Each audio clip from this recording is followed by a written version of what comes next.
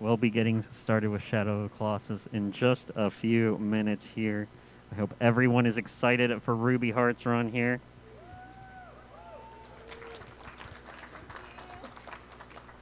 I just want to remind everyone also that the gauntlet is going to be starting at 2 p.m. like it always is, basically right after this run is done.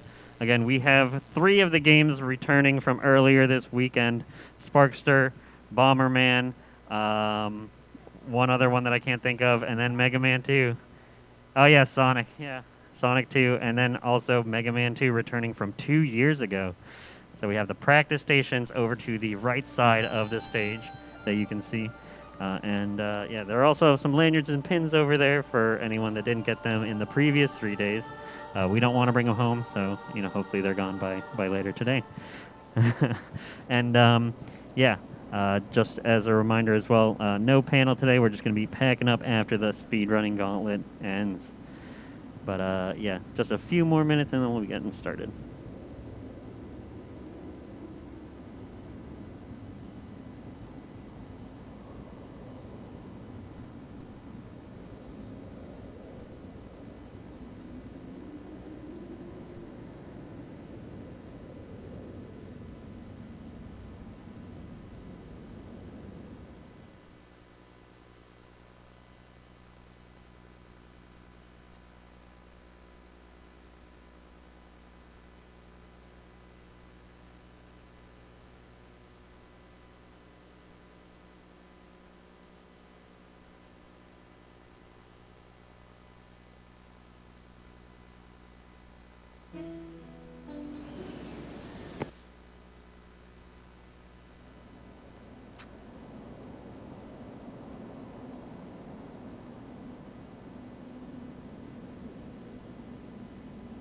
While we're getting ready here, let's give a round of applause to all the enforcers and the venue staff for doing a great job this weekend. Am I right?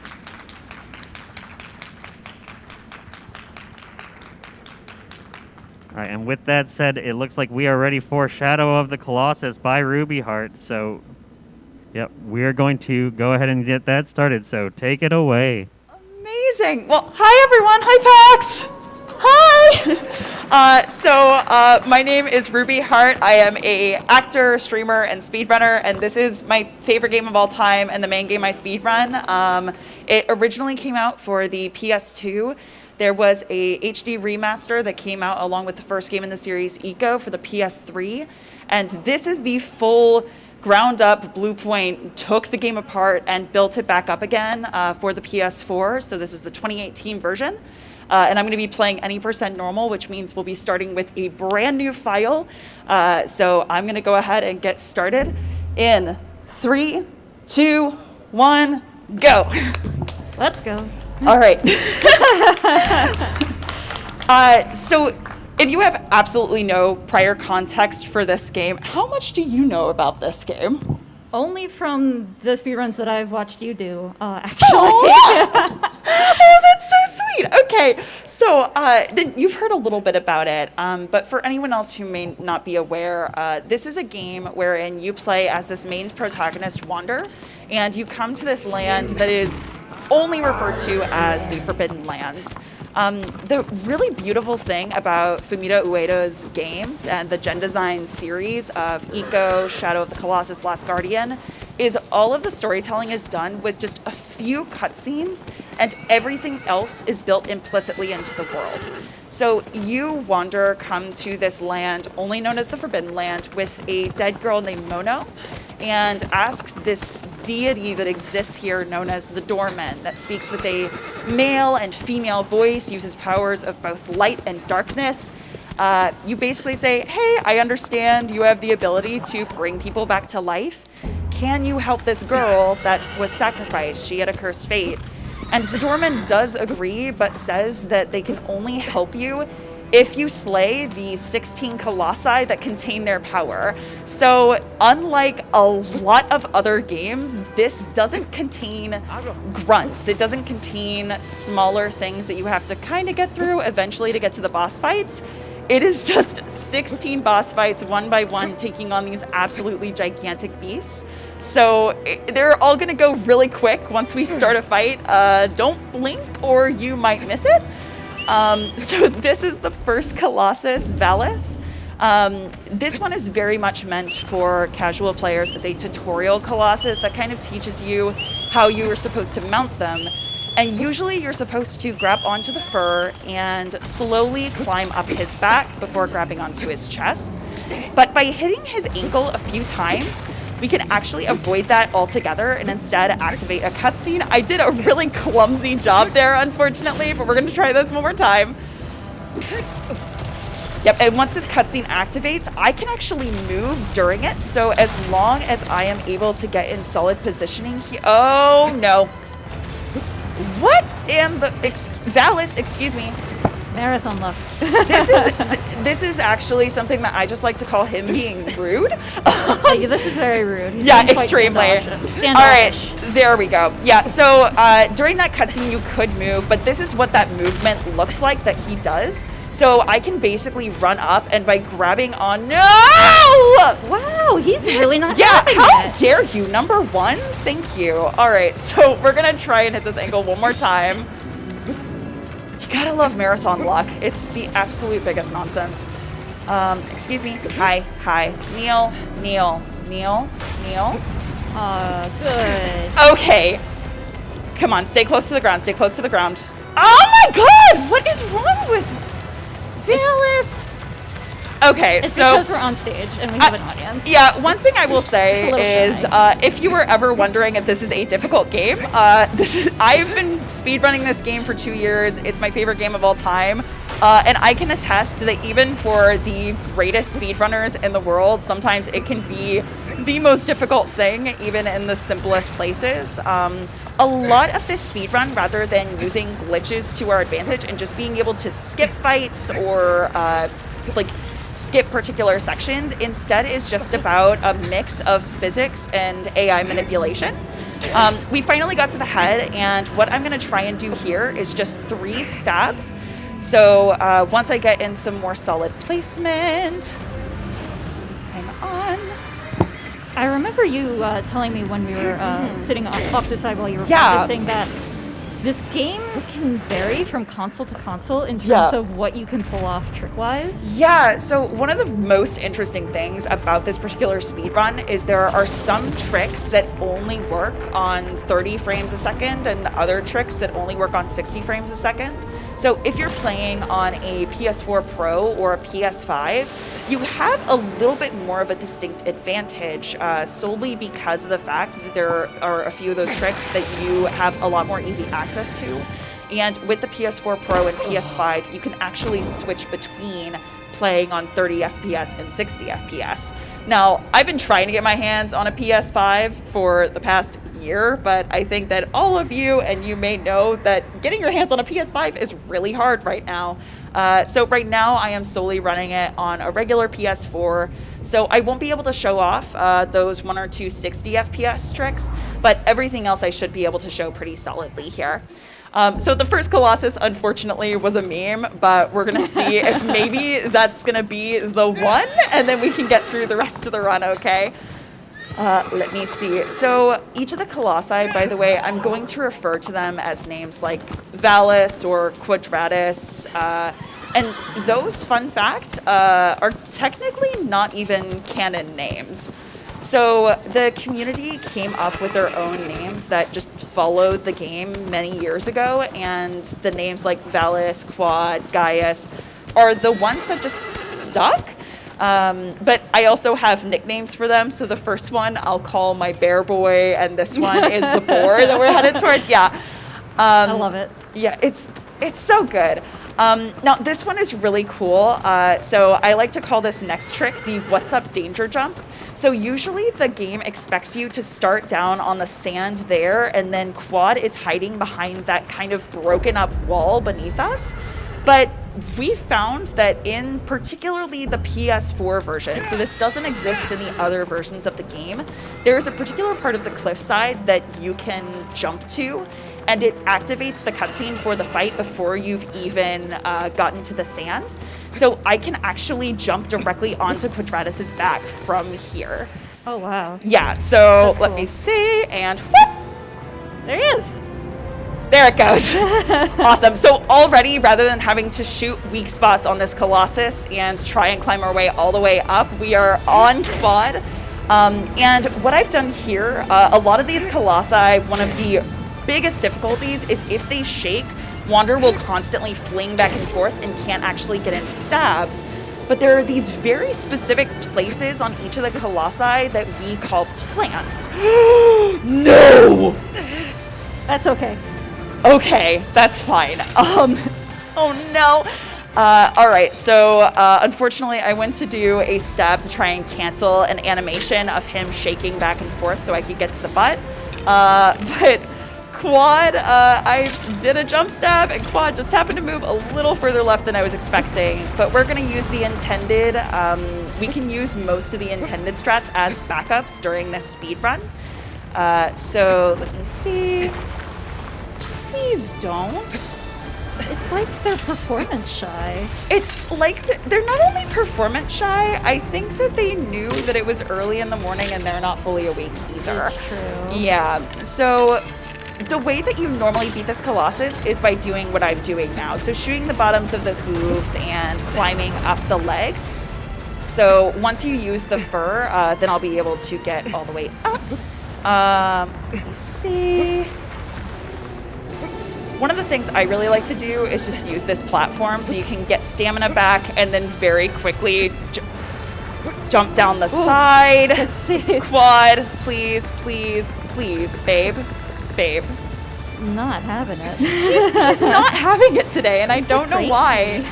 I swear, everyone, I'm good at this game. I swear. Now, once we've gotten to the butt, I'm going to use these things called cycle stabs. I'm doing a really bad job of breaking this down. That's Quadratus. So a few mechanics that are really important to understand. I've been getting memed by these Colossi very hard today, unfortunately, so I haven't been doing a very good job of explaining. But using different types of stabs for the Colossus fights in order to make them go a lot faster is incredibly important in this speed run. So one of them I used on the head, it's called a plant. So no matter how much the Colossus moves, if you grab and stab in very specific places, no matter how much the Colossus moves, they won't actually be able to shake you out of it. Some of them have much wider hitboxes for where that range is. But that particular Colossus, even though I fell off and there were so many other memes there, one thing I'm really grateful for is I hit the plant pretty much immediately, and that's one of the most narrow ones in the game. So that was really great. And then on the butt, if you notice when I was doing the stabs, I was very quickly letting go and then re-grabbing. And the main reason for that was if you are standing on a Colossus, and that particular part is at a slight incline, rather than forcing you to do an animation of after you stab, kind of slowly pulling out the sword in between each cycle, you can instead very quickly hit the let go button and re-grab. And that will actually allow you to very quickly pop out of those animations to stab faster. There are a few other places where that shows up, and I'll explain it when we get there. And of course, the first two Colossi that I usually never get memed on were nothing but memes today, and now we're headed towards the Colossus with one of the hardest tricks in the game. So we'll see how this goes, just based on all this today. And if you have any questions about the run as we go, please feel free to ask, because in the in-betweens, as you go through the Colossi, the first few are very close together, but we're going to have more and more travel time between Colossi as we get further into the run. Yeah, sure. There was something that I wanted to ask you about. Yeah, please. That you were doing while you were running to the Colossi. You were whistling for the horse. Yeah, so one of the really weird things about the movement tech in this game is the fastest way for Wander to move when he's on foot is by jumping. But there's this animation after the jump where Wander kind of stumbles over his own feet, and it slows him down again and gets you back to your regular base movement speed. But if you either switch weapons or whistle right as Wander is about to land, that actually allows you to cancel that animation. So if you ever see me just running and doing a bunch of whistling and jumping, that's actually what that is. It's just making sure that Wander is moving at the fastest speed I can. Okay, yeah. Yeah.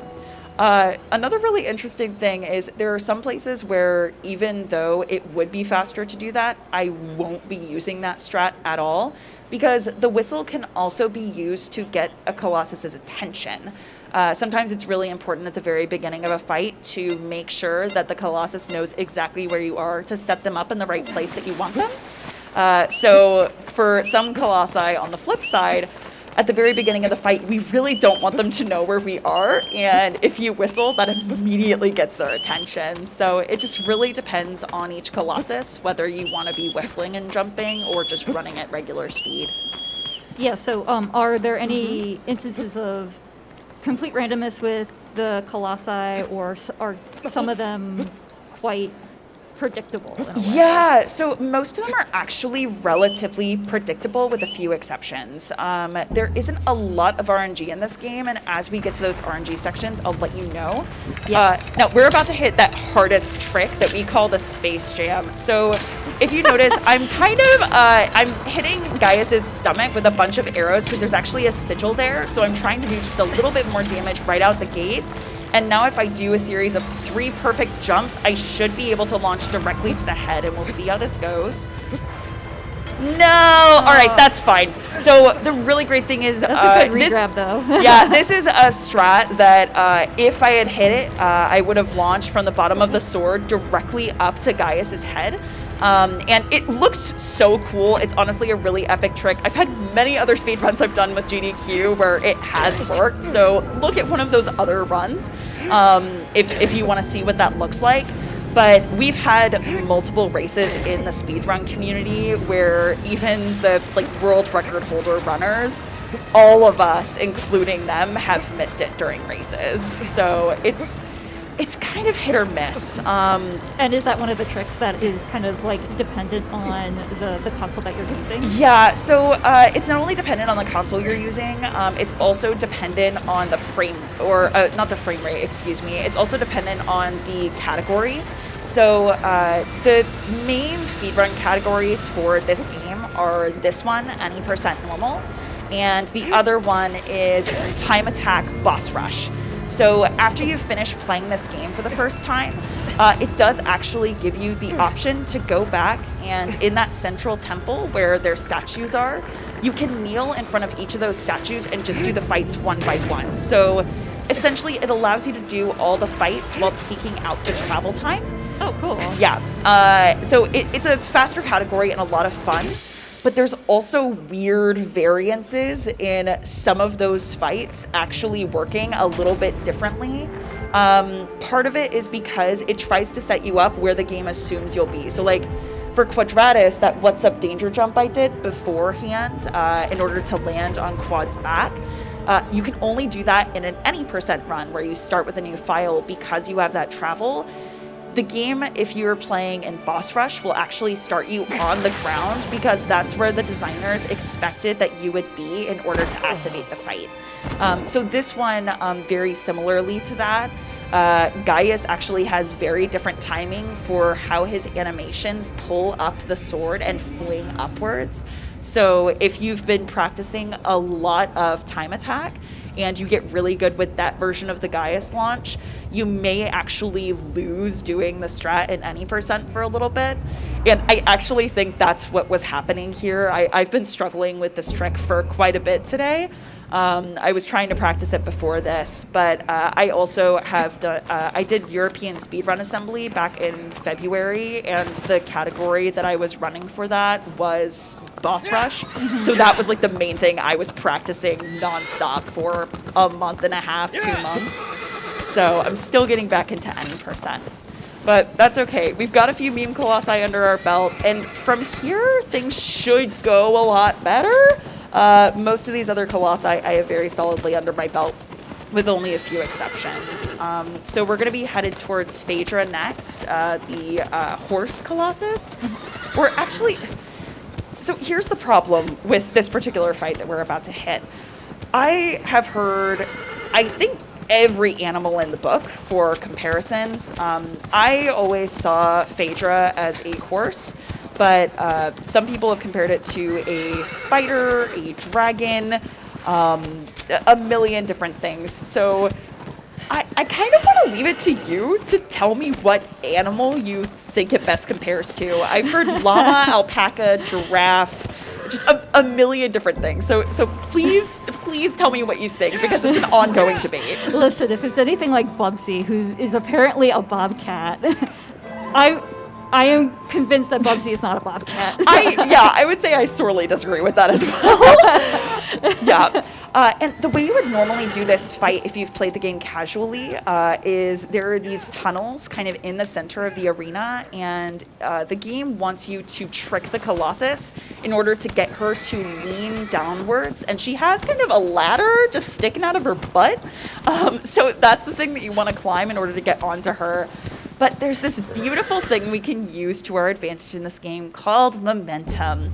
So I'm going to skip the cutscene, and as soon as Phaedra has walked far enough forward for me, I'm going to launch off of aggro, and since Wander will keep maintaining the same momentum as the horse, it gives me that little bit of height so I can actually grab onto her ankle way earlier than I normally would be able to.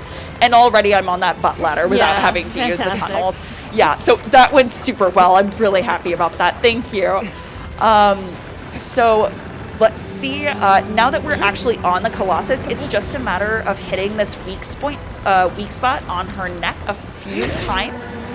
And she's going to lower her head for me in just a second. Come on, baby, please. Thank you. Once she lowers her head, then pretty much I just want to make sure that I can land a plant and I can keep stabbing her all the way home here. Let me see. This is not a plant. This is not the plant I want. Thank you.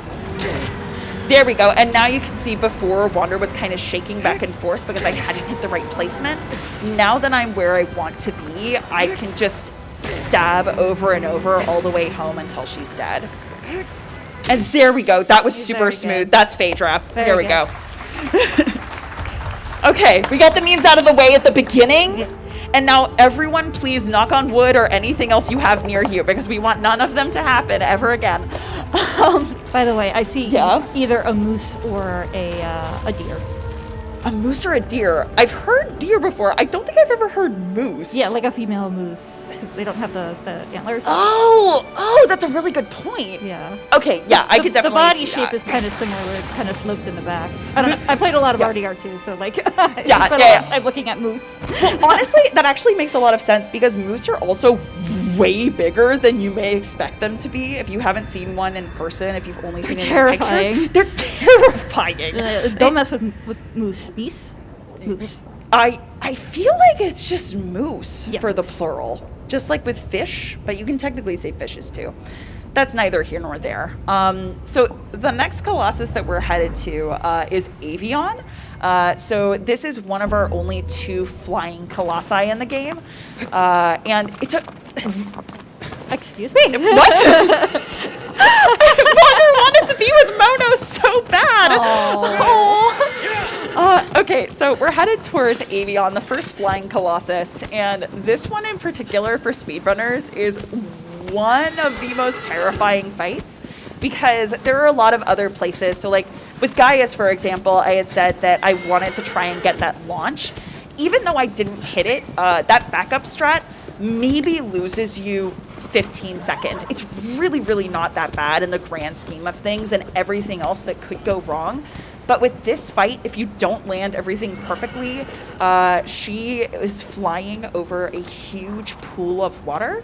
So if for some reason something goes wrong, you will land directly in the drink, and it is a 1 to 2 minute time loss. If you fall off multiple times, it's even more. So all of the time losses we've had so far, like, they've been memes, but they haven't been all that bad. If something happens here, like, it'll be brutal.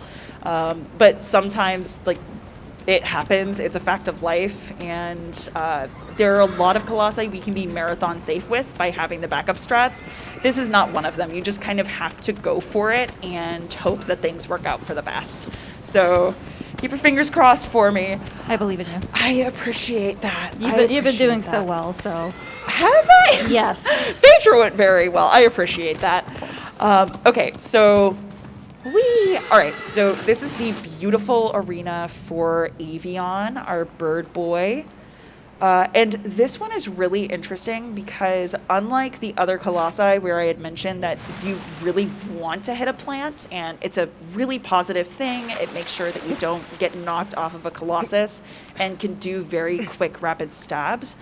This is the one and only Colossus where by no means should you ever try and land a plant. The reason for that is if for some reason you turn upside down, no matter what, it knocks you out of a plant. Wander cannot be upside down and still maintain it. And Avion does barrel rolls after you do a stab to each of her sigils. She has one on each of her wings and then one on the very back of her tail. So to us, that wouldn't really seem like lethal places to stab her, but we still want to go for those sigils. That's the logic of the game. We're going to go with it. So what I'm going to do is as soon as I land on these platforms up here, I'm going to get her aggroed by shooting her with a single arrow. So give me 1 second to do that. There we go. Okay, Avion's going to go ahead and swoop down towards me. And I'm able to grab on, and one of the things I'm going to be doing is very quickly letting go and re-grabbing just to make sure I'm on the very top of the wing to set myself up for success here. And this is one of the few moments of RNG. Unlike a lot of the Colossi where it's pretty predictable what their timing and movements are going to be like, either her wing could go up or down. We got a really good upwing there, so I'm going to wait for the right animation, and if... Oh, nope, that's okay. There is a really cool thing you can do with the upwing if you get the timing exactly right of being able to grab or let go and directly land on the opposite side. But if her spine gets in the way, which sometimes it does, then you can't necessarily land that the way you want to. Yeah, but I hate it when my spine gets in the way too. Oh my god, it's the worst, right? But we were still able to transition over to that other wing really solidly, and I didn't fall. That's the biggest thing we don't want is sometimes you can actually get caught on the spine and then the wind knocks you completely off. We didn't get that. That's great. And one of the really cool things about this Colossus, that's Avion. There you go. Nice. Thank you. Oh, trophy, sweet. Yeah, trophies. So the very back third of that sigil, if you notice that when I was stabbing it, I wasn't really anywhere close to the actual sigil. Some of them have much tighter hitboxes, but that's the biggest hitbox for any sigil in the game, and it's the entire back third of the tail. So if you want to impress your friends, just go to the last third of the tail, and you can pretty much stab anywhere in there, and it'll still register the damage. So yeah. And now we just swim towards the death spaghetti, and we're good. Okay. All right, next Colossus we are headed towards, I call, the nickname in the community is Barba. I call him the Old Sage, but before we get there, we're going to be going through what the community notoriously calls the 17th Colossus, which is the Forest. If you ever had the chance to play the PS2 or PS3 versions of this game, it was notoriously known for caverns and forests being incredibly hard to navigate because it was so foggy. They were extremely dark and not very well lit, honestly. So it was very hard to navigate your way through and see the edges of everything that you needed to. So with this PS4 version, one improvement that Bluepoint made that I really appreciate is they made it so you can actually see what the heck is going on in the forest. But it was a long-running joke that even world record holders for this game would get lost in the woods here very regularly and have to try and find other ways to get to the Colossus. but we should be able to get directly through here and make our way towards this fight. So what other quality of life changes were made with the remaster, if any? Yeah, absolutely. So the biggest quality of life changes for this game, fun fact, the PS2 version is actually technically running underneath this. They just used modern graphics and put them over top of everything that used to exist in the old version. So a few of them are that the graphics have obviously been improved. There are all new assets for the trees, the grass, for Wander himself. So all of the graphics have been improved. On top of that, a lot of the old sound effects have been replaced. And kind of like how we were talking about, moose before, there were some of the Colossi that just sounded like a moose. It made no sense, but I went back and recently tried playing the PS2 version, and hearing how outdated some of those sound effects are was really fascinating. So just better sound design. And one of the really weird quality of life changes they made that can be good and bad is that they added some additional movement tech to aggro.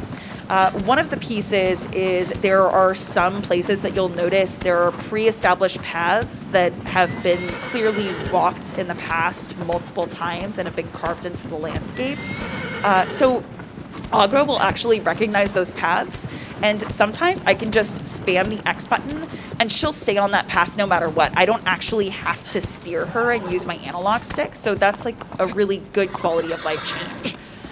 A not so great quality of life change that they also made was that aggro will slow down on a very regular basis when in tighter areas. So yeah, I saw that in the forest. Exactly. So like forests, hallways, more narrow paths, because the Blue Point directors knew that their game was beautiful and they wanted us to take our time and take it in. Speedrunners hate it, but it's a fact of life that we have to deal with.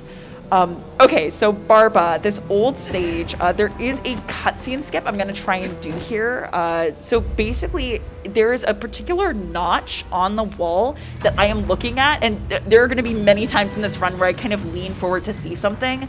If I can get this skip, it will teleport me in a really weird place. So let's see if it works.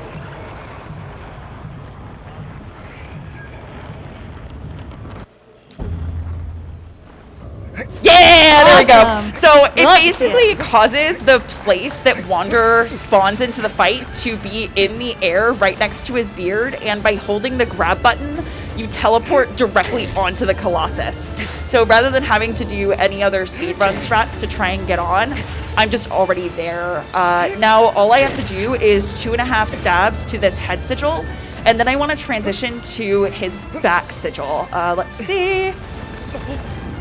Barba is also one that really loves to meme people by shaking. This is one of those... It's not me getting memed by the Colossus, it's just the way that he functions, and there are ways to cancel some of his shakes, but sometimes he'll shake a little more than usual, so it's just a fact of life. With the speedrun, you have to, go with the motions and try and get in stabs wherever they fit. Quite literally go with emotions. Yeah, quite literally go with the motions. But there we go. There's Barba. Very, very that was good. really clean. That was great. And since this isn't my PS4, we're going to be earning all these trophies, which is absolutely delightful. Yeah, Angel's getting a lot of trophies today. Yeah. Oh, yeah. I mean, you're welcome, Angel. You're welcome.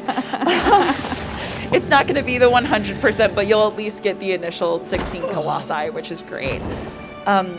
Yeah, and I know you had asked this question earlier.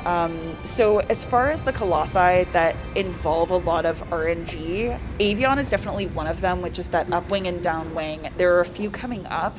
But one thing I really like about this speed run is you're constantly moving. There is always momentum, acceleration, and very specific inputs that make it feel so fun and exciting. Even if you know generally what their movements are going to be and you get to know that exact timing, it still feels so exciting. I'm always on the edge of my seat. And I actually, like I mentioned, I'm an actor, so I come from a theatrical and musical background. And one thing that has been really important to me for many years is just the study of music. And the fact that everything in this game has a specific timing and specific rhythm, with those few RNG exceptions, makes it feel like you're studying a piece of music. You're trying to figure out the exact note. If you're playing an instrument, you want to make sure that you're strumming at the right time, or you're holding things down in the placement you need to. And this run very much feels similar to that. Just studying a piece of music, practicing it every day, and trying to get it to the point where it's so finely tuned that everything works together in cohesion. So that's one thing I really, really like about this run. If very, very input heavy and physics AI minute runs are something you're interested in, we also have an incredible Discord. There are speedrunners from all over the world within it who are just so inclusive and accepting. So if you're interested in speedrunning this game, there is a community that's ready to welcome you with open arms. And not just for this game either. If you like things that have a little bit more space in between, or that aren't as input heavy maybe with the fights, then Eco and Last Guardian are also really great speedrun games where it's a little more AI manipulation and escort heavy, versus doing these, huge terrifying fights. I like that you mentioned that there's kind of a rhythm to this particular speed game, because I think that applies to a lot of different speed games, especially the ones that I'm interested in. It's so satisfying when you hit the rhythm of the tricks that you need to do, the timing, and it flows so beautifully. And that's what makes speedrunning to me very, very satisfying, when you pull something off and you're just going. 100%. And the way I got into this speed run was actually very similar. So weirdly, I played this with musicians. So a few of my best friends in college were all part of the music department, and we all bonded over the fact, or me and this one particular person bonded over the fact that we liked a lot of the same video games, and this was one of them. So a bunch of us made this tradition of every year piling into a dorm room together, and it started off with Ian and I kind of passing the controller back and forth, and just playing through the game over the course of a few days with our friends hanging out with us. And we turned it into full, a drinking game was mentioned in the last run. We turned it into drinking game races where we would do a shot between each Colossus. But keep in mind, now this would kill me if I were to do something like that, just with how quickly I'm going through this game. But these runs would take 7 or 8 hours. Oh, but that sounds like so much fun, though. Yeah, and honestly, I now love racing it with the community so much because of the fact that I have all those memories associated with it, and it makes it so exciting. It's truly thrilling. What? That wasn't where I wanted you. Excuse me. Okay, here we go. Alternate route. Hydrus. This is, if you are afraid of deep underwater sea creatures, I would highly recommend taking a coffee break at this moment. Oh, I'm already on the stage. 3, 4, I should go then. 5, 6, 7, 8, 9, 10. If you need to avert your eyes, I'll I completely be fine. understand. I'll be fine. So what I was doing there is, by getting into the right placement, there is a series of jump stabs I can do in the water that, rather than having to grab onto her tail and slowly take out the nodes, I should be able to get her to cock her head to the side. And this is one of the hardest tricks in the game. I'm so glad I got that. Oh my god. Gaming, let's go. Yeah. So by doing that and then doing jump stabs on the head, rather than having to take out every single one of these nodes, I can just jump stab the very top sigil all the way home. So versus what this usually ends up being casually, if you were to just take the tail of it being a 2+ minute fight, that was less than a minute. That was incredible. Oh, Very good. yes. So that's another one of those AI manipulations where, for some reason, if you jump stab just right in the water, normally her animations will make her do this arc, and she'll go all the way down until her tail pops out. And that allows you to make your way all the way up the Colossus and take out the electric nodes that would normally just constantly be electrocuting you. But that allows us to literally skip all of that. I was very worried about this fight considering how poorly the first few were going, but that was wonderful. good, That was yeah. great. Also, this is a really great downtime space. The weird thing is, this is the space where the death tendrils, the death spaghetti, takes the longest. Spaghetti. that was coined by a friend of mine, Usurpering, and we now just use it all the time in the community. It's very apt. I like it. Right though, right? So the death spaghetti normally gets to you pretty quickly, but for this particular fight, it takes the longest because Hydras's body has to sink all the way down into the pond, and then the death spaghetti releases from the body. So a lot of times, if we're just running it on our channels, that's the moment where speedrunners go, okay, I guess I'll grab water and a snack for a second. I was busy judging a Wanderer's sculling technique. He's flailing his arms a little too much. Like, you don't. Doggy paddles a little bit, yeah. Yeah. Which is very unfortunate for him considering the fastest way to swim is by doing it directly under the water. And if you ever, there are going to be plenty of sections where I have to swim still coming up. So I'll make sure to show y'all at some point. But if you look at his animation, it's very flaily even underneath the water. But listen, the way that my headcanon goes for this game, I genuinely think that he is like a religious acolyte that realized that sacrificing girls might be wrong and wanted to undo that mistake. He's not a macho man. He's just doing his ding dang heckin' best. He's doing great. He's doing great, and we appreciate his effort. And one thing that I love in this game, there are like 4 or 5 tricks that are notoriously known as being some of the hardest. So we've already seen 2 of them with that Hydrus, getting him to cock the head to the side, so those jump stabs in the water, and then that Gaius launch, for the third Colossus. The next Colossus is my arch nemesis. I hate him so much, just his flames on the side of my face. I want to destroy him every time that I can, even though he very regularly wrecks me. The nice thing is, the Colossus that we're headed to now, in between these 2 really, really tricky fights, is what we call a gimme. It's like the easiest fight for speedrunners in the game, even though for casual players, it is notoriously considered one of the most terrifying fights in the game. The reason it's terrifying for casual runners is if you don't know the exact timing and what the arena architecture is like, then he has these beautiful shots of mustard gas that he sends your way. Oh, lovely. Yeah, it looks like fire and electricity shots, but then they leave these electric fields behind that slowly sap your health away if you stand in them for too long.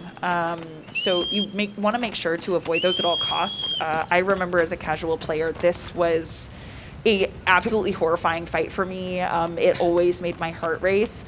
And now being able to do the fight just in a minute or less and go doo-doo-doo, this is fine, is so great and so liberating. Yeah, it's defeating your childhood, basically. Exactly. It's defeating the monsters of your childhood. Yeah. So the way that this fight is going to go, I'm going to want to immediately whistle, and then I'm going to start doing jump and switching of weapons so I can very quickly get to the second tier. The whistle was basically to get Kuro's attention, to get him started climbing this wall, but now I can shoot his legs as he's climbing and immediately jump down.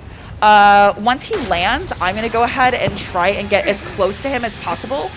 And I'm going to be able to do 3 of those cycle stabs on his belly. So, Wander, thank you. So basically, I can very quickly do the stabs and then let go and regrab. That allows me to very quickly pop out of those stabs and move on to the next sigil. I should be able to do a 1.5 stabs and then jump stab here. Let's see how it goes. Perfect. There we Very go. good. That's Kuro. There we go.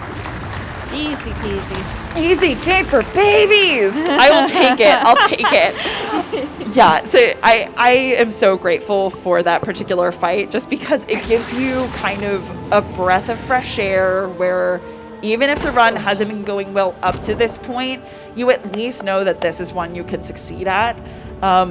With a few very rare exceptions. There is a friend of mine, Temporal Mechanic, who I got into the speed run, and we notoriously know this as a gimme fight, but the one time out of a million where it goes wrong always just feels so bad, and it happened to him last week for the first time since he learned how to speed run it.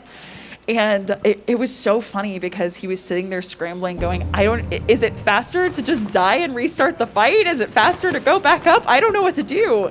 Because we usually don't have to worry about backups for that fight. It's usually just one and done.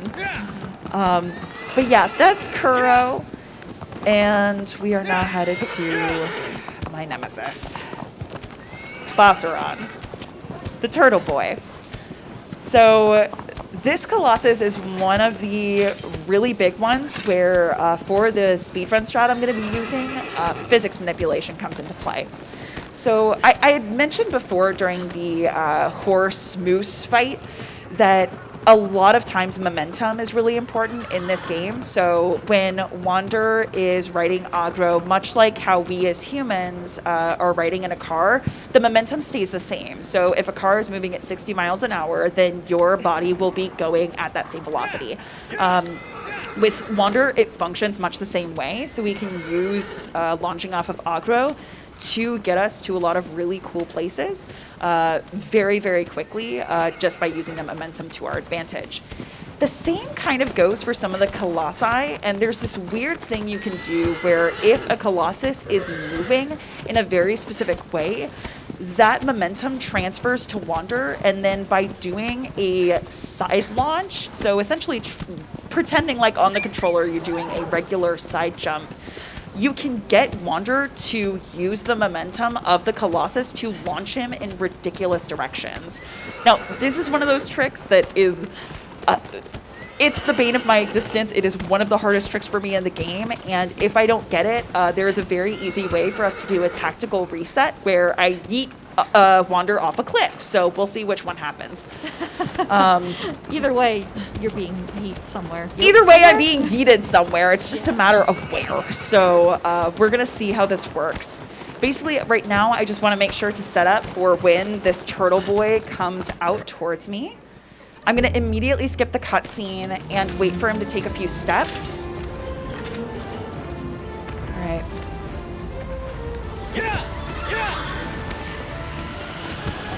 Oh, No! That was not supposed to happen. just sniped you. That... Usually he doesn't shoot me there.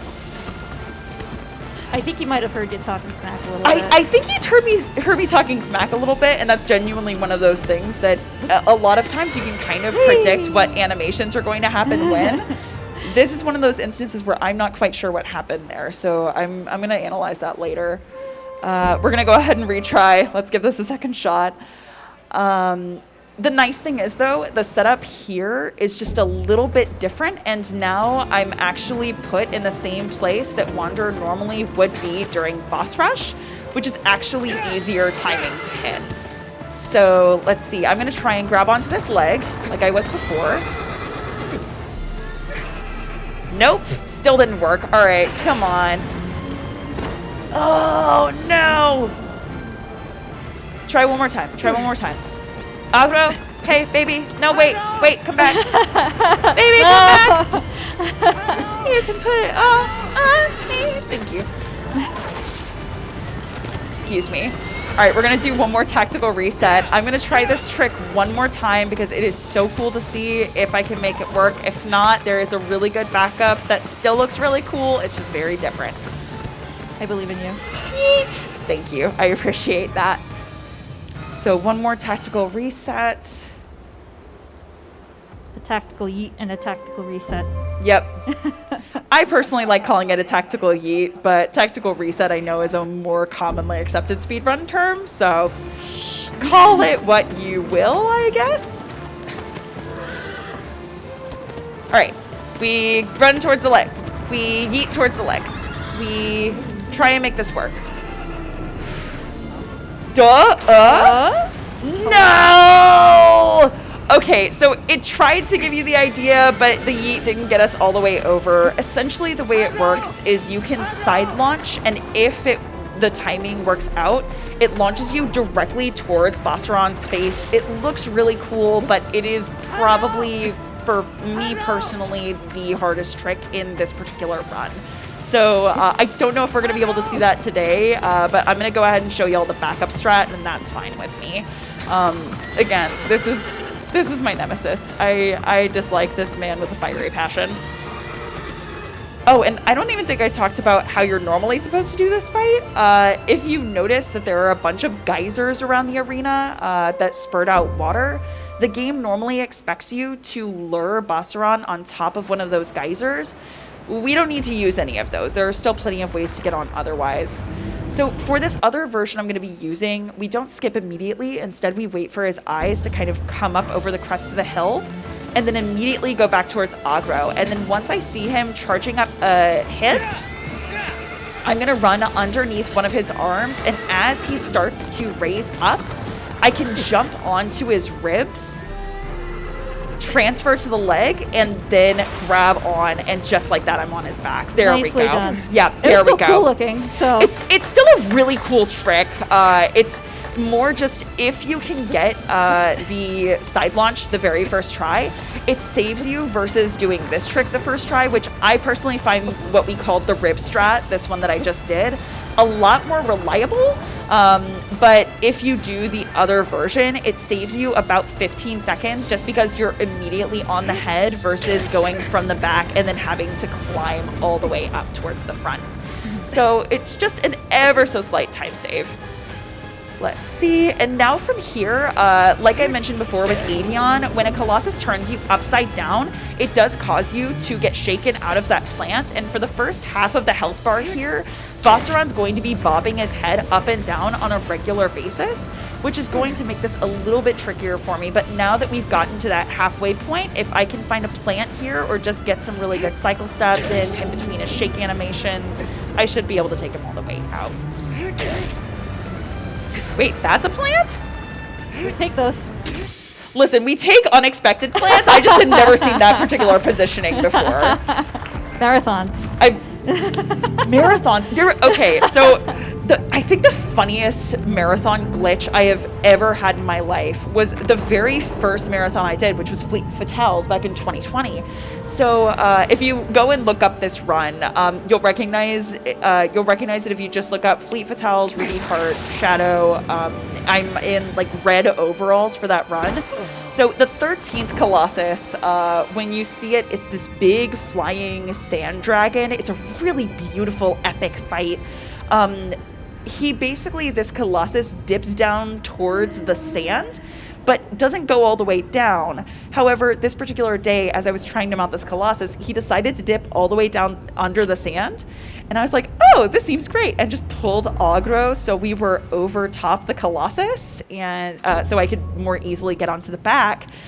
But the Colossus took the horse with him. Oh no! So, and because Agro's model doesn't know what to do with that, Agro just kind of stuck her legs directly outwards and started spinning in circles while stuck on the Colossus. It was the funniest thing I've seen. I love it. Yeah, it's Incredible. It's incredible. So if you want to see Agro go on a magic carpet ride, just look up that run.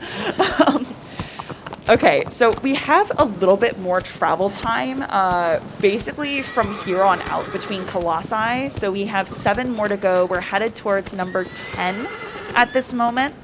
And honestly, once we get past 9, this is when I can take a breath of fresh air, because pretty much anything that could go wrong, with only 1 or 2 exceptions from this point forward, has very easy recoveries, very easy resets, and are all Colossi, that don't hate me. So it's really nice once you get to 10 onward, because the really big stressful Colossi that can lose you so much time are very front-loaded in this game. So at this point, you can kind of take a breath of fresh air and just enjoy the rest of the run. Again, obviously, there are things that can go wrong, but I personally really like once I get past boss run. It's the part of the run that I enjoy the most, especially Colossus number 14, who's my favorite, but you'll see him when we get to him. The one we're headed towards currently is a underground sand snake or sandworm named Dirge. So, but it's going to take us a few minutes to get there. So if you have any other questions, this is like the perfect time for them. Yeah, so I saw that bird. Yeah. Good timing. Excellent timing, bird. Hi, Thank you. Loki. So what's the deal with the bird? Yeah, so there are only a few creatures that exist in this place. If you actually go across the entire map, there are 0 people that exist here. And there really aren't that many... Oh, Hello. excuse me. Thank you. There really aren't that many animals either, with only a few exceptions. So, and fun fact, there's actually an achievement in the game called Animals of the Land. And the only way you get the achievement is by petting the different animals. Oh my God, that's incredible. That exist in the world. It's so good. It's so good. So there's this hawk that you kind of see coming in and out. He disappeared. We affectionately call him Loki. So that hawk will sometimes swoop down, and if you get close enough to him, there are a few places where you can actually grab on and he'll take you for a ride, and you can just fly over a bunch of the landscape. It's really beautiful. So definitely look up some of the spawn points for Loki if you ever get the chance, and try and grab on. It's really cool. On top of that, there are... so on the way to that Gimme Colossus, there's a pond. There are actually fish in that pond that you can grab onto the tails of and swim around with. Oh wow, that's so cool. I didn't know that. Yeah, there are also bats in these caves. You can't grab them. They're not part of the achievement. They just kind of... You can't pet the bats. You can't pet the bats, unfortunately. Oh, sad times. Yeah, but there's also a turtle next to one of the geysers, and then there are doves that spawn in the temple. Okay, so this Colossus Dirge. So the way that you beat this Colossus, much like how a lot of the others have particular weak points that we have to hit in order to make them weak or make them fall, make them spin out of control. This one is his big, beady eyes. So once they kind of pop out of the sand and I shoot the eyes, he'll start spinning out of control. And I want to get him either to hit one of these central pillars or to hit a wall. And once that happens, I'm going to get behind him. And this is the first Colossus where something called a one cycle really comes into play. So when I say a one cycle, what I mean is there are some Colossi that are programmed where once you take out one of their sigils, I'm going to explain this for 1 second because it's actually really important. Once I take out one sigil, then it's programmed to immediately stop what it's doing, throw you off, and reset its animations. So what I'm going to do here instead is do a very specific, not all the way killing the sigil, but getting very close to it amount of damage that will allow me to kill the Colossus all in one go. It's very bizarre, but you'll see if I can make this work. So I'm going to do a full stab, a half stab,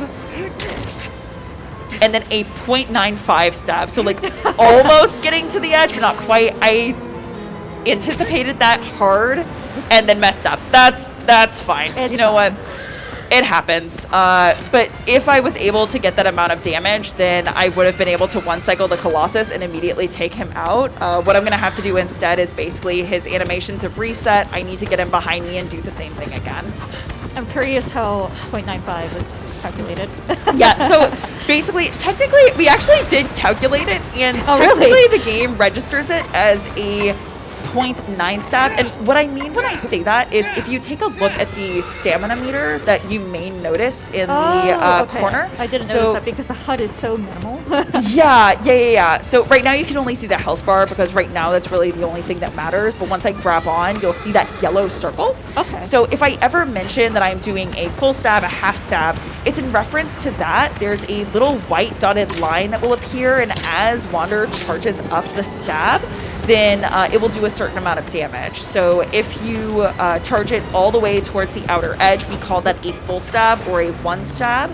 And then there are a lot of the sigils that don't actually need 3 full stabs or X amount of full stabs. You can really do like 2.5, or you can do X amount.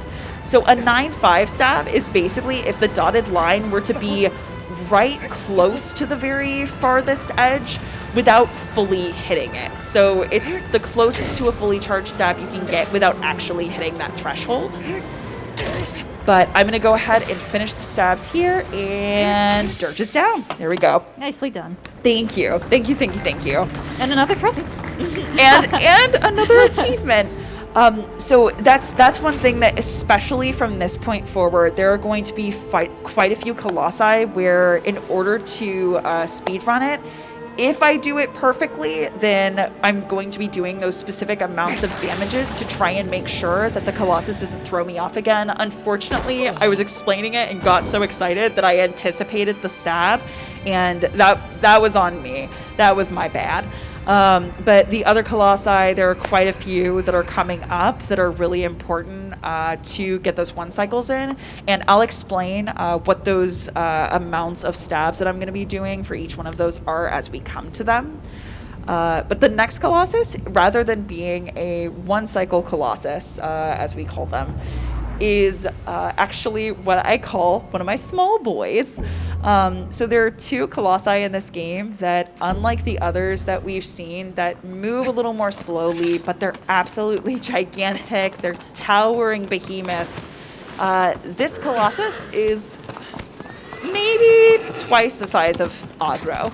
So really, really not that big.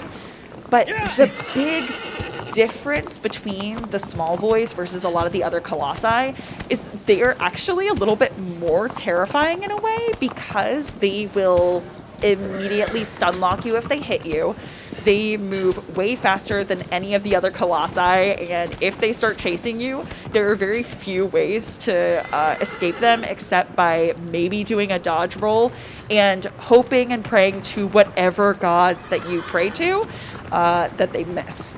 And this next one, Celosia, is particularly adorable in my opinion, because the main way that you beat this Colossus, even just as a casual player, is he's afraid of fire.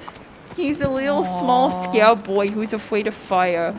So, yeah, right? Sweet baby. He's a sweet baby, and I love him so much. So what's essentially going to happen, you'll notice once we actually get to the arena that there are going to be 4 flaming sconces, and we're going to be able to light a stick on fire by using those sconces, and the game expects that you're going to take it and wave it in front of his face, and that makes him very slowly go, oh no, oh heck, oh I'm so scared of you, because he's like backing up towards this cliffside because he's afraid of the fire. And this, the really interesting thing about the speedrun strat, which I'll break down once we actually get to the fight, is it is one of the biggest AI manipulations in the speedrun that exists. And I personally love it, but I'll break it down once we're there, because if I kind of explain it beforehand, it's not really gonna make sense. So, Question for you. yeah, hit me. Is there a predetermined order that you're supposed to defeat the Colossi in, or is this the most optimal route? So this game was made in a time where they didn't have a whole lot of video games that weren't on rails yet. So unlike a lot of other games where you may expect, oh, you could just make perfect routing, they only spawn in once it is time for you to fight them. So if I were to go to this arena before I actually needed to do this fight, the Colossus just wouldn't spawn. So this is the particular set order that they want you to fight them in. Okay, so Celosia is gonna spawn in. What I'm gonna do is make my way immediately for this right sconce, and as soon as I get up here, Celosia is gonna start squaring up to attack it. I'm going to jump over her so that she can hit it, and the stick, with the place that I land in that jump, is going to land immediately next to me. Now, I can't move during that particular cutscene, but I can set myself up just beforehand for that jump to land right next to it and grab it afterwards. I light this on fire, and I'm immediately going to start whistling to get Celosia's attention. And what I'm going to do is drop and pick up the torch. Basically what this does is if she is close enough to the cliffside. Oh, yeet. And yep, I got yeeted hard by her this time. But when you're close enough to that cliffside and you drop and pick up the torch, the only qualification that needs to be met in order for that cutscene to activate is that you are holding the torch and Celosia is close to the cliff. That's really it. So when you drop the torch, it immediately tells Celosia, you are tiny and you are minuscule and I can attack you. You are not scary to me. So she'll move towards you a lot faster.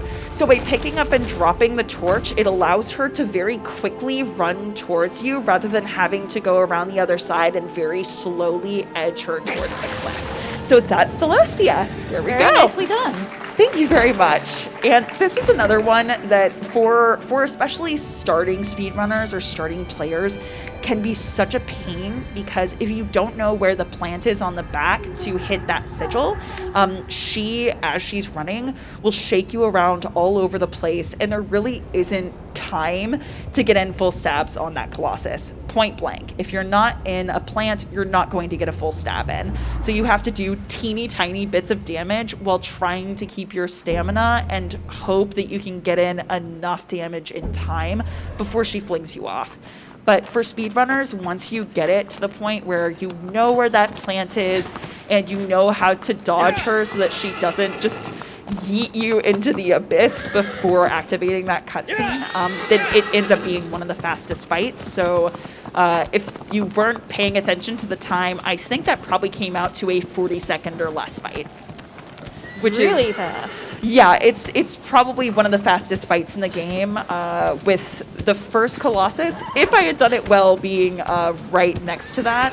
That one, when it's done well, is usually between 25 and 30 seconds for really, really good speedrunners. So usually my average on that Colossus is 27 to 30 seconds.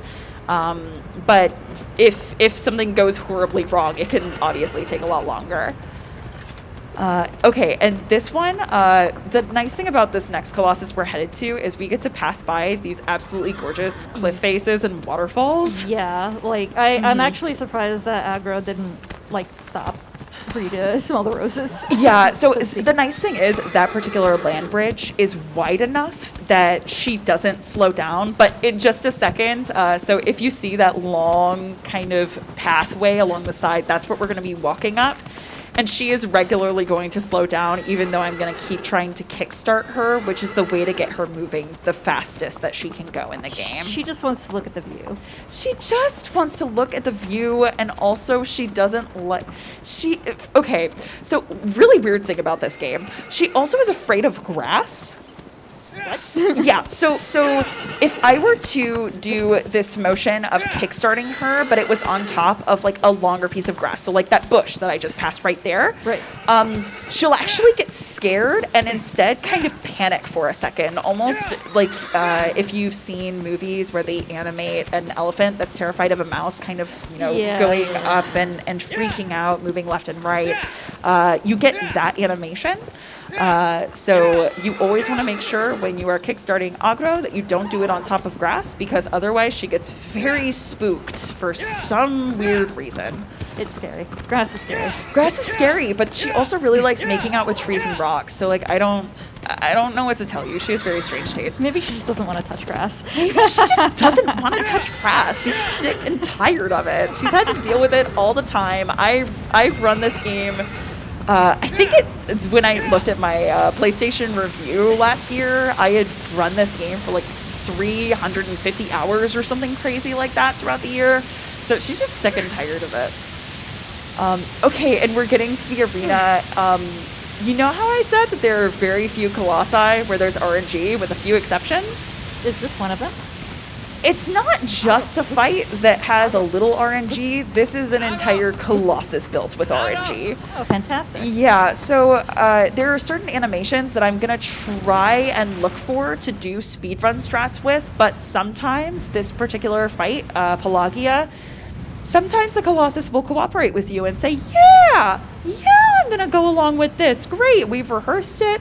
And sometimes she'll just say screw you and go look at the other gazebos, which she finds far more interesting. So a lot of this fight is just hoping that you can get her attention and she'll find you interesting enough to deign your presence or grace you with her presence. Sounds That's a lot like what I my meant. cat.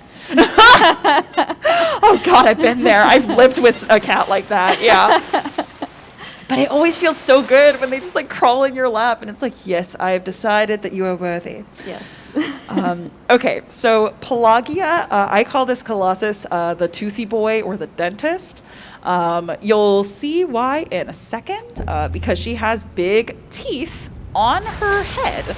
So what I'm going to do is immediately shoot her arm, and that is going to get her attention. And there's this really interesting thing I can do that we call magnet hands. So if you noticed, when I grabbed onto her face like that, Wander wasn't technically close enough to grab, but there are some times where if the game says, you know what, we want to show a little mercy to the player, it'll decide, you know what, you're close enough, and just yeet Wander in the right direction to be able to grab on. So it gives you a little bit of leeway. Oh my God, the AI worked beautifully this time. Okay, amazing.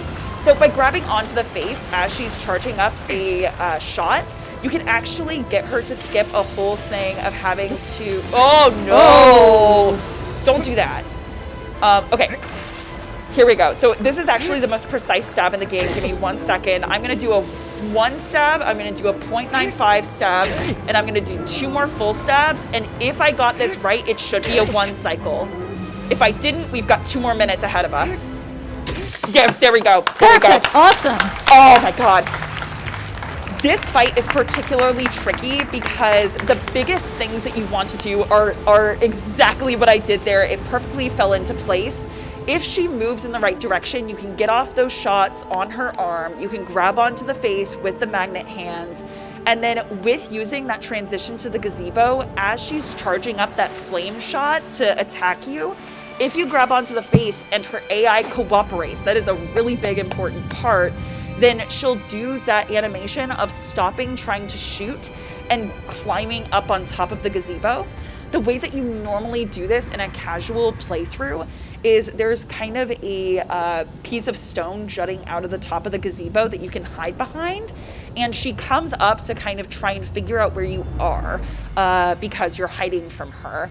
So I was able to perfectly get that animation, and that stab cycle of the full stab, 0.95 stab, and 2 more full stabs, timing-wise and positioning-wise on the stomach is the most precise stab in the game. I am so glad that went well, because if it didn't, then we probably had another 2 or 3 minutes ahead of us. Yeah, and it looked kind of squirrely for a second because she was looking like she was going to charge up another shot and shoot at herself. Well, here's the thing. I think that she was 100% charging up another shot, and it was aimed at me. I just happened to let go and grab onto a different part of the stomach just in time to dodge it by an inch. That was extremely close timing, but we got there. Gaming. Yeah, gaming. Gaming. It's crazy. It's crazy the cool and insane things that can happen. But that's notoriously considered a really difficult fight, and I'm so glad that it went well. And now we're going to be headed towards Magic Carpet Ride Colossus. Yep. I like the new name. I like it too. I honestly, that is one of the funniest moments that has ever happened during a marathon for me. There have been a few others for sure. Actually, the first time I ever submitted to Games Done Quick, I had another glitch happen. So that 4th Colossus, the Moose, that butt ladder will sometimes glitch, and rather than just staying stagnant, will start flapping up and down. It looks terrifying because it's going at such a rapid speed that you can barely track where it is at any given moment. And sometimes the game, if you give it a minute or 2, will naturally reset and fix it. So you can just watch her for a minute. But if you get a butt glitch during a speed run, it's terrifying because there are very few ways to properly mount the Colossus if you can't grab onto that ladder. Okay, so we are headed towards the Flying Sand Dragon Phalanx that is actually, this is the place in the game where it tries to make it very clear that the thing you're trying to do is actually really not good, and these are innocent creatures, because this is the one and only complete pacifist Colossus. No matter what you do, this Colossus will never attack you. There we go. Okay, so I'm gonna aim just a little bit ahead of these air sacs on Phalanx's tummy, since they're the first thing keeping him afloat. I already got those. That was beautiful. So as soon as that's done, Phalanx is gonna start to lower his wings down into the sand. And now it's my job to catch up with Phalanx and get onto those wings. Now, this is another Colossus. Like I said, in the back half, the 1 cycles are so important, where a 1 cycle is going to be really, really critical. If you don't get a 1 cycle here, it goes from being a 1 minute 45 second to a 2 minute fight, and then changes to a 4 to 5 minute fight. It's a big time save. So for each of these sigils, I'm going to be doing 1.9 stabs, and that is going to allow me not only to do just enough damage to kill this Colossus, but it also allows me to cancel an animation that Phalanx would normally do when you take out a full sigil of barrel rolling. So it basically saves me so much time, so much extra stamina, so much movement tech. So let me get under here. Also, if you, for some reason, were to do full stabs on these, once you take out the first sigil, then it starts a timer within Phalanx of after X amount of time, the flaps over each of these sigils are going to close, and I'm going to start diving down into the sand. So these flaps always terrify me. As long as we get in the damage before they close, though, we will be golden. There we go. Just like that, Phalanx is dead.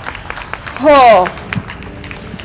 Also, I'm realizing now that I had mentioned that jump stabs are really important, but I never actually said why. So we use plants for the sake of doing really quick damage and making sure we don't get shaken. Jump stabs, technically, though, are actually the most powerful version of a stab that exists in this game.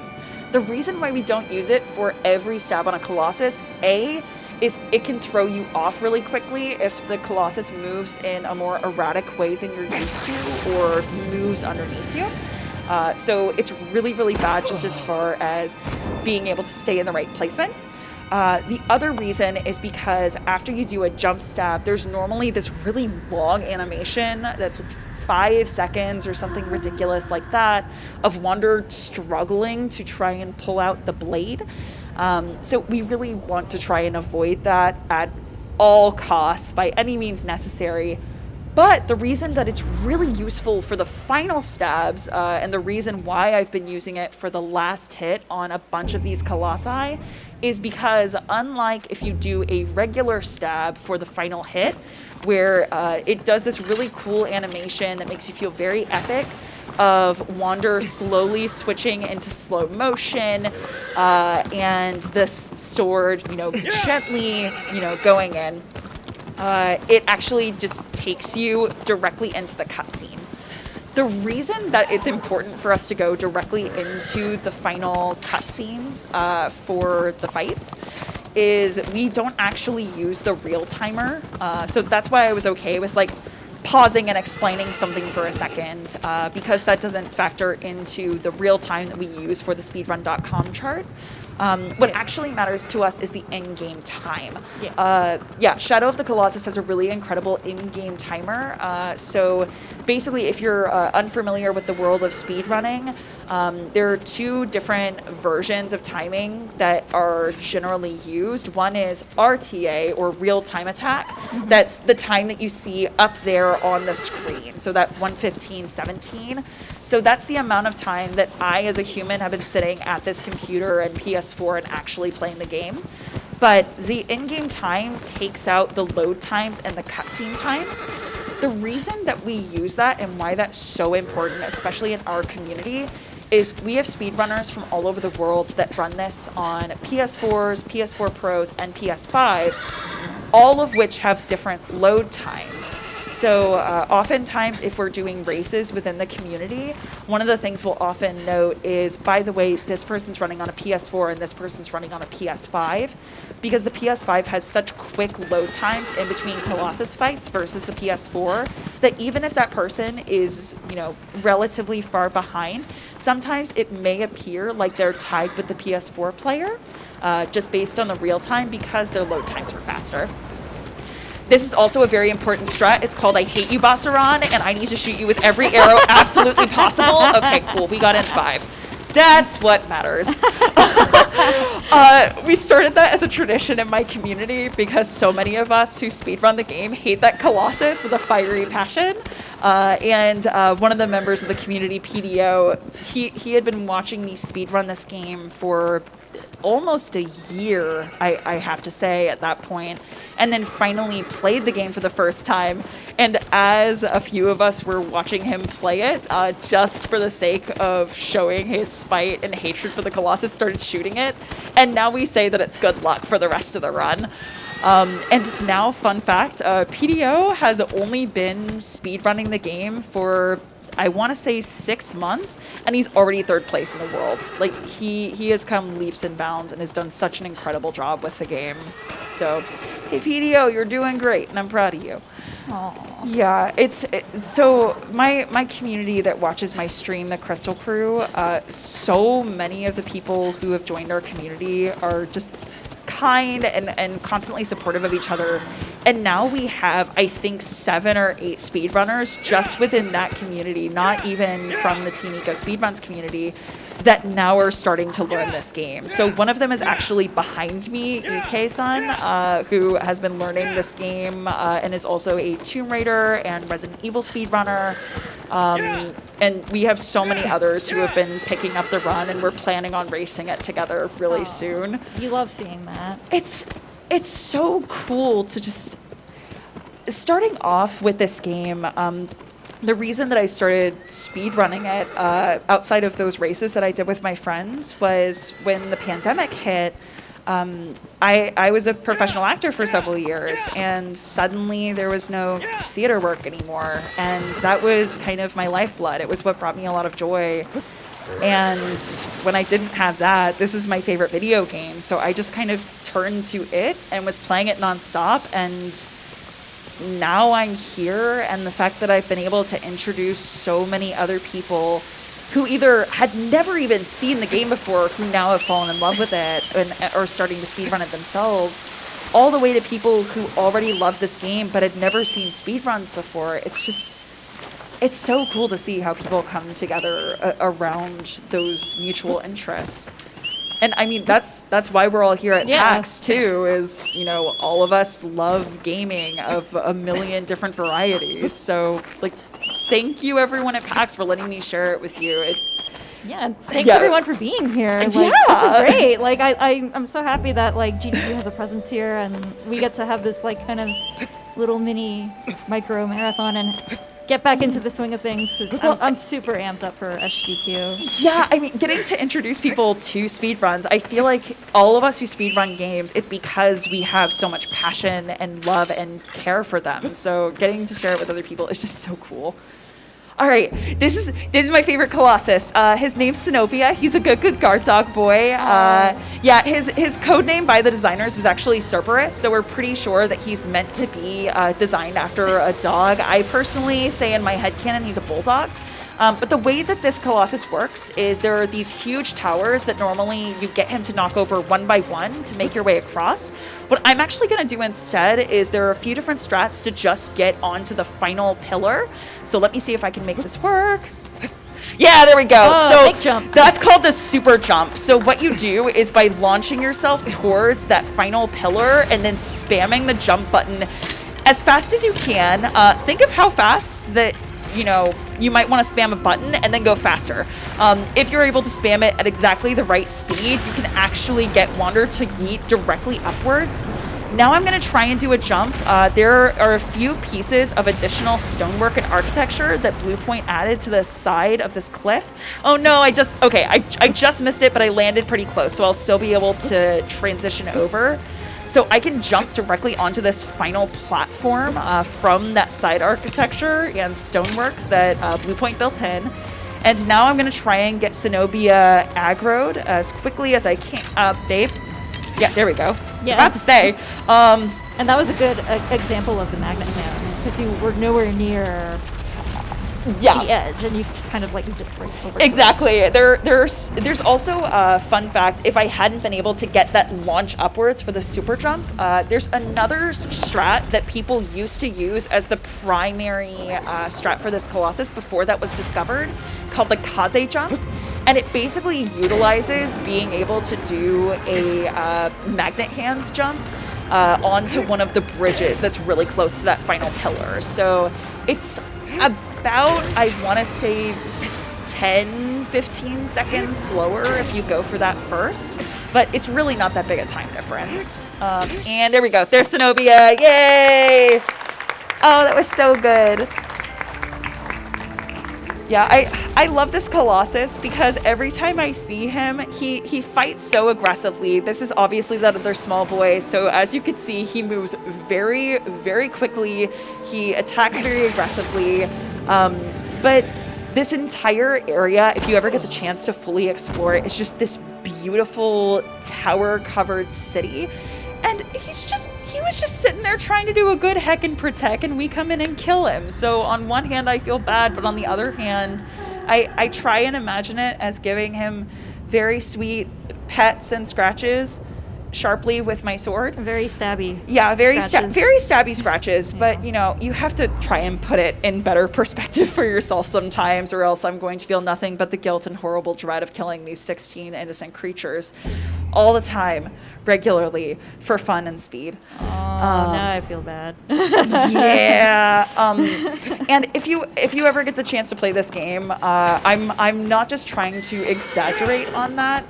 The game does make it very clear that what you're not doing is great. And actually, when you first strike the deal with the doorman and ask if they can bring the girl that you brought with you to life, Mono, the doorman does warn you that they're happy to do it, but the statues have his powers sealed, and if you accept the deal, it is going to come at a horrible cost to you.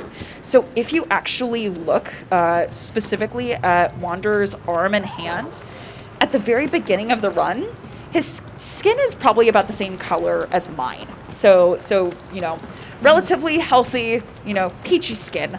But now his arm is straight up gray. The more that the death spaghetti, those tendrils of darkness, enter his body, the more and more sunken his facial features become, and the more his eyes turn the same kind of glowing blue as the Colossi when they're not aggroed. So it's really fascinating if you ever get the chance to take a closer look at his model, just how much his features change, his veins become darker and start popping out. And by the final cutscene, which you won't be able to see here because we'll be skipping it, but his features have all changed quite drastically due to this curse and this deal that he's taken on. So it's very much the way that this story is framed is meant to be a myth. It's something that in the world that this series exists in is a story passed down from generation to generation about how the horned boys that you see in Eco kind of came to be.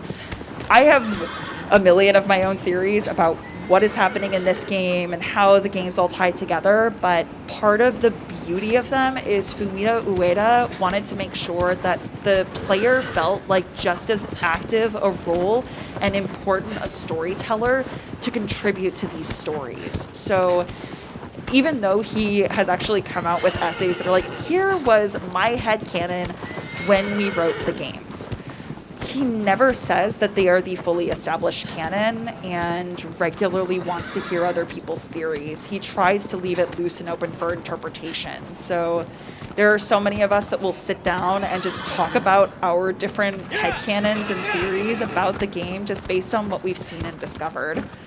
So it's really incredible. That's really fascinating too, like to think about, especially with the themes that are in this game, light and darkness and life and death. Yeah, so in my personal headcanon, I actually think that that's a really, really important piece at play. I personally think that the Doorman is a deity of duality. So good and evil, life and death, light and darkness. Because the sword that you use, I haven't used it for this purpose because I personally know where all the sigils are and where the colossi are, so I don't need to. But one of the mechanics it has built in is if you're trying to figure out where a colossus is, you can pull out your sword, and here, I'm just going to do it really quick for the sake of showing you. If you pull out your sword in light and point it in a particular direction, there are these beams that will go out or focus inwards to point you in the direction of a colossus or their sigils. But at the same time, if you paid attention, whenever you pull out the sword, the area around it is also completely pitch black. And on top of that, like, the power of the colossi is shown with this light coming out of the sky, but then this darkness emanating out of them. So I find it, and on top of that, the Doorman speaks with a male and female voice talking simultaneously. It's so fascinating. Okay, Arcus, this is a if you blink, you'll miss it fight. So the champion, what I'm going to do is start by doing an AI manipulation and standing in front of one of his feet to get him to do that stomp. And his first sigil is in his hand. Normally, you can't actually get into this hand until he drops the sword that he's carrying. But by doing the magnet hands jump of trying to jump past it, not actually jumping into it, and then being close enough, the game will actually let you get into that fur, even though technically you shouldn't have access. This, I'm going to let speak for itself. Yeah, that's another one of those instances. That 9th Colossus that I said there was a side launch that I was struggling with and trying to get. This is actually another instance of doing a very similar mechanic, but in a different place. So by side launching off of his knee, you can actually get Wander to yeet immediately upwards. So just like that in like 50 seconds or less, that's Argus. Yeah, it's so fascinating to me just how the momentum can be used in different ways in this game, and it basically takes the momentum that's built up in Argus's knee as he's walking, and then as you do the side launch, allows you to take that momentum and use it to push Wander upwards. It's so fascinating, and it looks so cool, but I never know how to explain that to people before it happens. Because if you don't see it, it doesn't make sense. But it's so cool just to not explain and go, hey, you want to see a magic trick? And then just suddenly be on the head. Yeah, that's really hype. And that is 15 Colossi down. We are officially headed towards the final Colossus! Okay, so Malice. Named very, very appropriately for how terrifying his fight is. It actually takes a little bit to get there, so really quickly, I just want to say again, thank you PAX and GDQ for having me.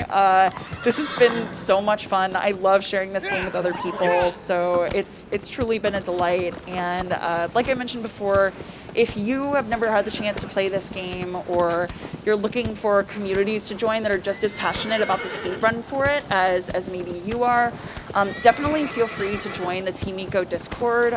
There are so many people there who are happy to welcome you with open arms, who love this game, probably just as much as you do, and just as much as I do, just as much as our community does. So, and we have a million resource guides, beginner help guides to help people who are interested in starting the speedrun really hit the ground running. There are also a ton of tutorials that have been made by runners of the game from previous generations of speedrunners as well as the current generation that can really get you started with a foundation on some really good optimal strats as well as backup strats that you can use to your advantage. So, and if you have any last questions, this is the time to get them in. Yeah, so you mentioned that there are kind of unofficial names for the Colossi. Are there official names, or are they just not really named? So they aren't official names. The devs did have code names for each of the colossi, but the reason we don't use them is just because they're kind of dumb. And I don't try and say that in any kind of pointed way. Like the sixth Colossus, Barba, that old sage that I teleported onto the beard, their name for it is just beard. Like, Well, that's kind of boring. yeah, so there are a few of them that are more interesting. So the fourth Colossus, the moose, is called Kirin, which is based on dragon and Japanese folklore. Okay. Or the 14th Colossus, my good guard dog boy, is Cerberus. Yeah. But a lot of them have like much dumber names. So Avion, the fifth Colossus, is just bird.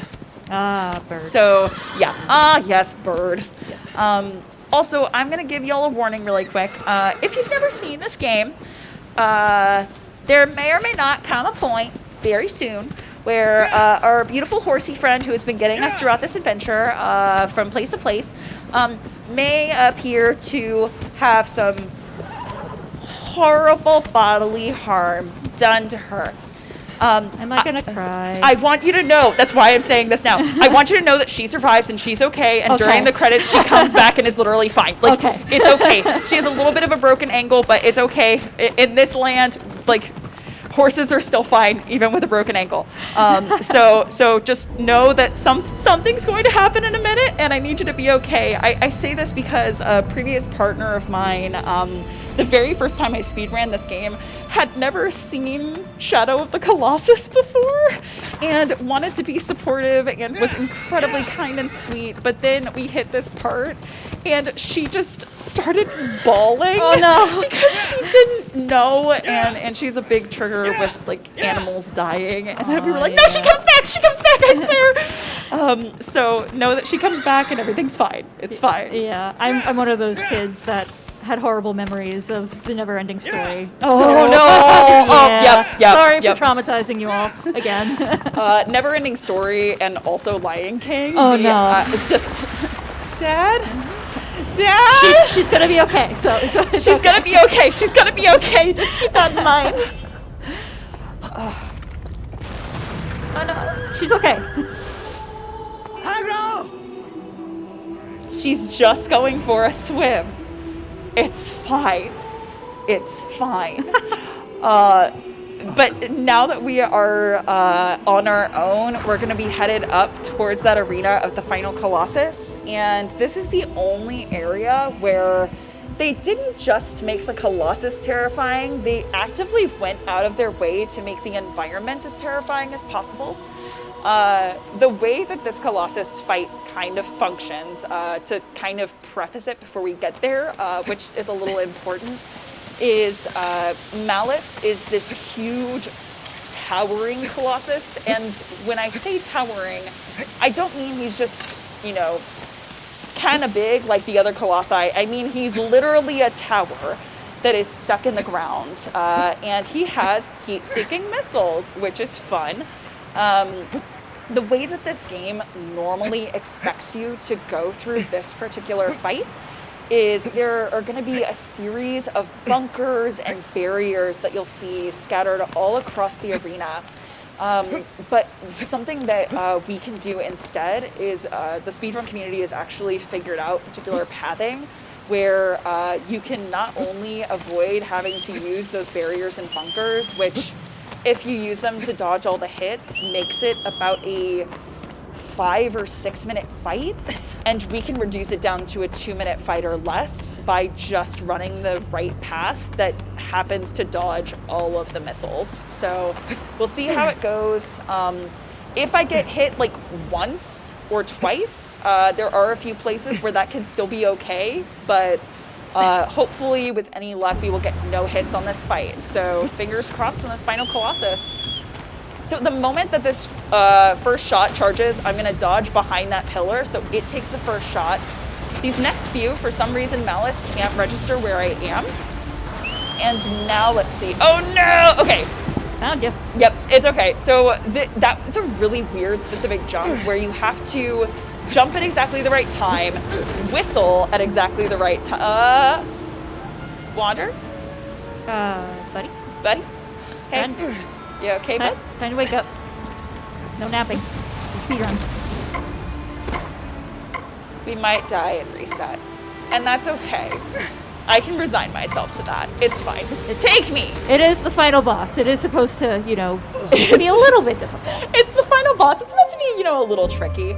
But we're going to try this one more time. Basically, the thing that I had missed there and the reason why I took that hit is in order to jump over that chasm, you have to make sure to jump only for a specific amount of time. You can't hold it the entire jump's length and then immediately whistle and start moving. So it's very weird. There we go. Okay, we got the right timing here. And now the really interesting thing, this is actually fine. The positioning I'm in right now is the one hit I can take and is wonderful.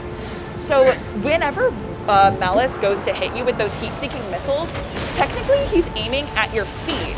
So by running this particular path, once we get here, all of the shots that he's trying to aim towards my feet are instead going to hit this wall underneath me rather than, me, which is great. And now already, instead of having to use the tunnels that would take me an extra 4 minutes or so for this fight, I'm already in the final temple or finally in the final tunnel and am right under the Colossus. So now it's just a matter of climbing all of that.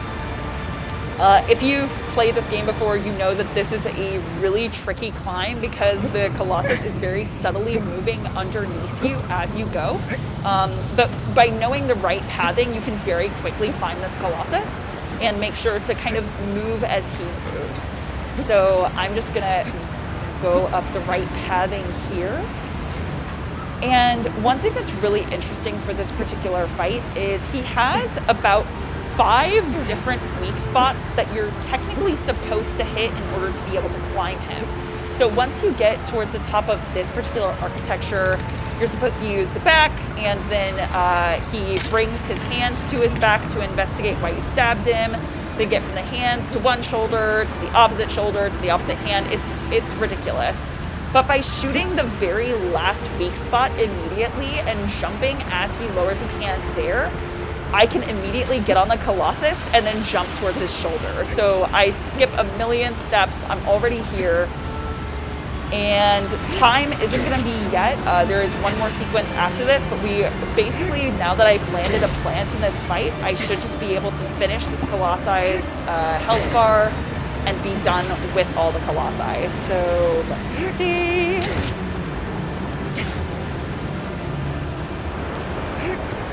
There we go. There's Malice. And the last little section that we have coming up is relatively brief.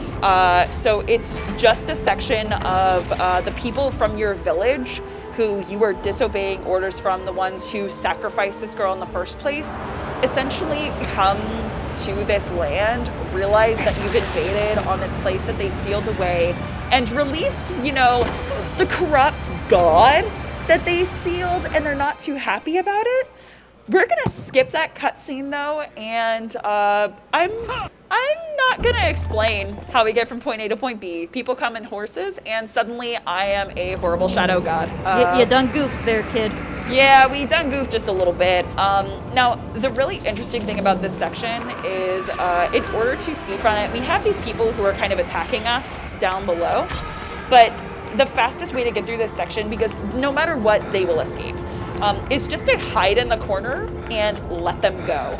So I'm just gonna chill here, maybe do some jumps, maybe blow some fire, I just hang out in this corner and let them escape. Eventually, they'll get bored of me as long as I don't keep attacking them, and we'll turn around, and there we go. They're starting to leave and make their way towards their home.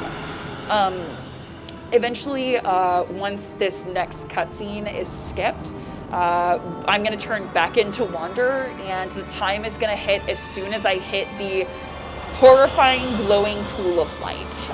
So I'll call that time whenever it hits. But this is Shadow of the Colossus. Again, it's my favorite game of all time. I absolutely love this speedrun. If you're looking for a AI manip input specific, really epic feeling speed run where it's nothing but Colossus fight after Colossus fight, then this is very much the game for you. I know a lot of people who like speedrunning Solar Ash and games of that like also really like speedrunning this. So that time is going to be hitting. Let's see. Don't trip, don't trip, don't trip. And time.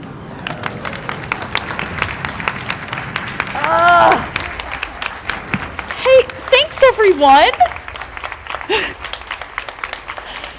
It has been a pleasure to be here at PAX. This is my first time, and I love sharing this game with new people. Enjoy the rest of the con, and for you all at home, thank you so much for tuning in, and have an amazing rest of the day. Thank you for helping me with commentary as well. Yeah, thanks. My name is Rosa, by the way. Yeah. I commentated the Solar Ash run earlier this week, so thanks for having me. Yeah, jump oh on my with gosh, you. thank you so much. Hey, anytime. Yeah.